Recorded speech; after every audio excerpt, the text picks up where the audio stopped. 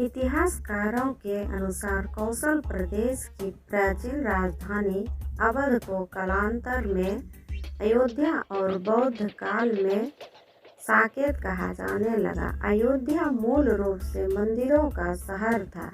हालांकि यहाँ आज भी हिंदू, बौद्ध एवं जैन धर्म से जुड़े मंदिरों के अवशेष देखा जा सकता है। जैन मत के अनुसार यहाँ आदिनाथ सहित 5 तीर्थंकरों का जन्म हुआ था। बौद्ध मत के अनुसार यहाँ भगवान बुद्ध ने कुछ माह विहार किया था।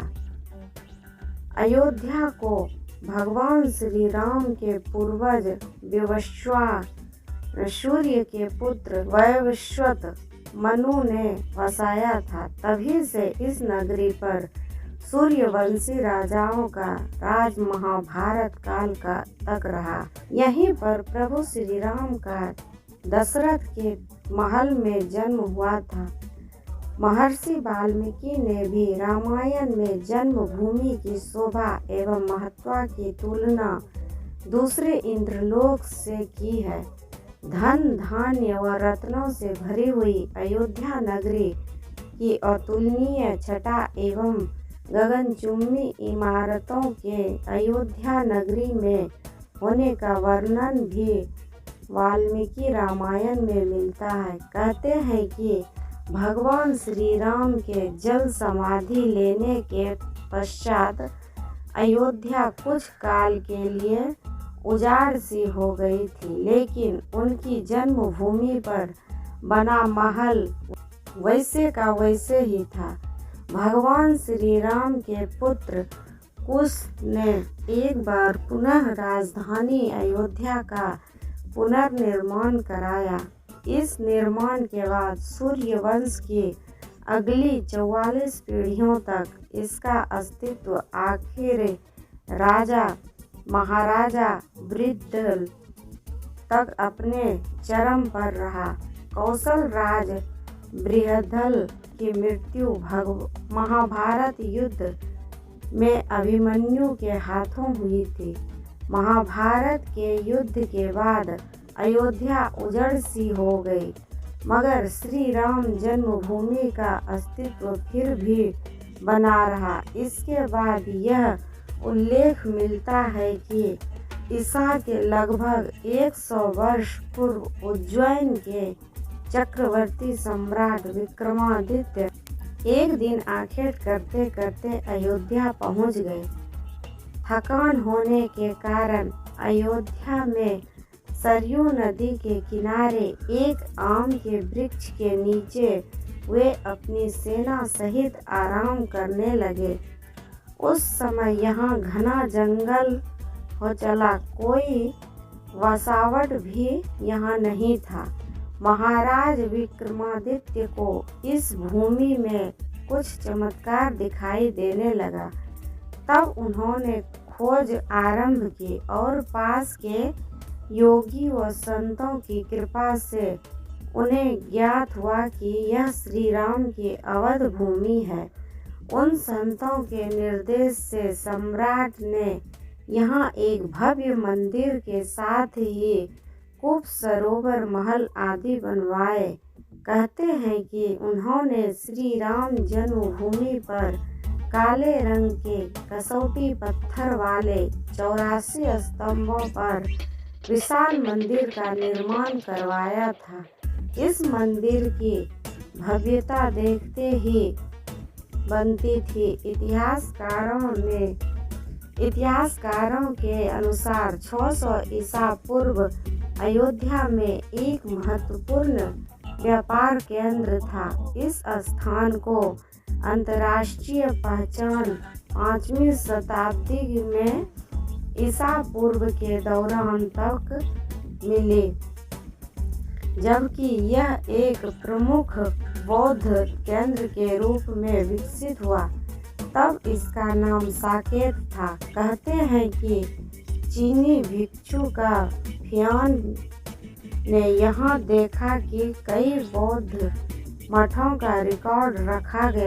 यहाँ पर 7वीं शताब्दी में चीनी यात्री हेन दास्तांग आया था। उसके अनुसार यहाँ 20 बौद्ध मंदिर थे तथा 3000 भिक्षु रहते थे और यहाँ हिंदुओं का एक प्रमुख और भव्य मंदिर भी था, जहाँ रोज हजारों की संख्या में लोग दर्शन करने आते थे। विक्रमादित्य के बाद के राजाओं ने समय समय पर इस मंदिर की देख रेख की। उन्हीं में से एक शुंग वंश के प्रथम शासक पुण्यमित्र शुंग ने भी मंदिर का जीर्णोद्धार करवाया था। पुण्यमित्र का एक शिलालेख अयोध्या से प्राप्त हुआ था, जिसमें उसे सेनापति कहा गया था तथा उसके द्वारा 2 अश्वमेध यज्ञों के लिए जाने का वर्णन है। अनेक अभिलेखों से ज्ञात होता है कि गुप्त वंशीय चंद्रगुप्त द्वितीय के समय और तत्पश्चात काफी समय तक अयोध्या गुप्त साम्राज्य की राजधानी थी। गुप्तकालीन महाकवि कालिदास ने अयोध्या का रघुवंश में कई बार उल्लेख किया है। इसके बाद ईसा की 11वीं शताब्दी में कल्लौज नरेश जयचंद्र आया तो उसने मंदिर पर सम्राट विक्रमादित्य के प्रस्तुत शिलालेख को उखाड़कर अपना नाम लिखवा दिया। पानीपत के युद्ध के बाद जयचंद्र का भी अंत हो गया। इसके बाद भारतवर्ष पर आक्रांताओं का आक्रमण और बढ़ गया। आक्रमणकारियों ने काशी मथुरा के साथ ही अयोध्या में भी लूटपाट की और पुजारियों की हत्या कर मूर्तियों तोड़ने का क्रम जारी रखा। लेकिन 14वीं सदी तक वे अयोध्या में राम मंदिर को तोड़ने में सफल नहीं हो पाए। विभिन्न आक्रमणों के बाद भी सभी झंझावातों को झेलते हुए श्री राम की जन्मभूमि पर बना भव्य मंदिर 14वीं शताब्दी तक बचा रहा।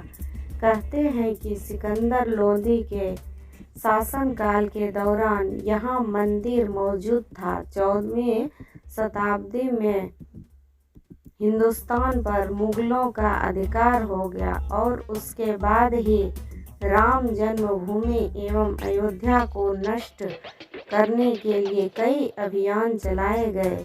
अंततः 1527 से 28 में इस भव्य मंदिर को तोड़ दिया गया और उसकी जगह बाबरी ढांचा खड़ा किया गया।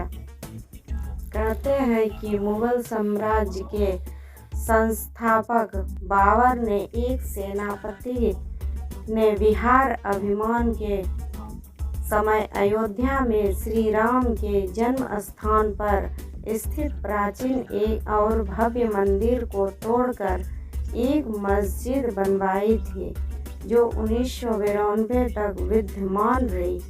बाबरनामा के अनुसार 1528 में अयोध्या पड़ाव के दौरान बाबर ने मस्जिद निर्माण का आदेश दिया था। अयोध्या में बनाई गई मस्जिद में खुदे 2 संदेशों से उसका संकेत भी मिलता है। इसमें एक खास तौर से उल्लेखनीय है। इसका सार है, जन्नत तक जिसके न्याय के चर्चे हैं। ऐसे महान शासक बाबर के आदेश पर दयालु मीर वकी ने फरिश्तों की जगह इस जगह को मुकम्मल रूप दिया। हालांकि यहाँ भी यह भी कहा जाता है कि अकबर और जहांगीर के शासनकाल में हिंदुओं को यह भूमि एक चबूतरे के रूप में सौंप दी थी, लेकिन क्रूर शासक औरंगजेब ने अपने पूर्वज बाबर के सपने को पूरा करते हुए यहाँ भव्य मस्जिद का निर्माण कर उनका नाम बाबरी मस्जिद रख दिया गया।